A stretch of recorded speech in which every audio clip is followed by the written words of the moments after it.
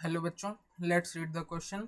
So the question says कि हमने यहाँ पर शुगर ले रखी है और शुगर में हमने वाटर डाला और किसी एक्स एंजाइम की प्रेजेंस में हमने यहाँ पर हमें मिल गया ग्लूकोज और फ्रक्टोज। अब इस ग्लूकोज या फ्रक्टोज को हमने यूज़ करके वाई एंजाइम के साथ रिएक्ट करवाया और यहाँ हमें मिल गया इथेनॉल और हमारी कार्बन डाइऑक्साइड गैस।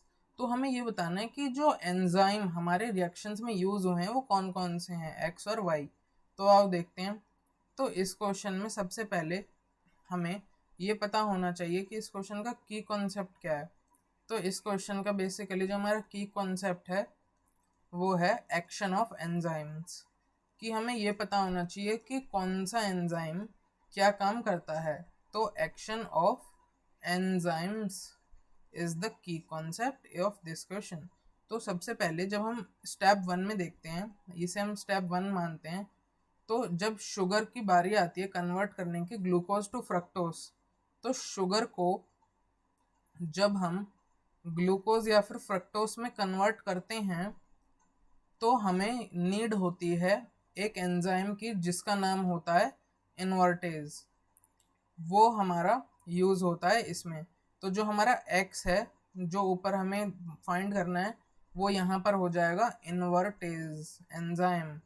तो एक्स तो हमें पता चल गया कि वो हमारा इन्वर्टेज एंजाइम है।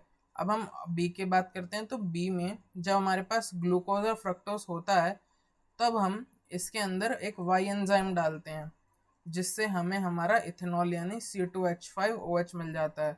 तो ये जो वाई एंजाइम होता है ये याद रखने की बात है कि वाई एंजाइम होता है हमारा जाइमेज।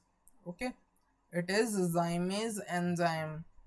तो ये बात बिल्कुल याद रखने की है कि शुगर को ग्लूकोज फ्रक्टोज में चेंज करने के लिए हमें इन्वर्टेज यूज करना होता है और ग्लूकोज फ्रक्टोज को इथेनॉल में चेंज करने के लिए हमें जाइमेज यूज करना पड़ता है।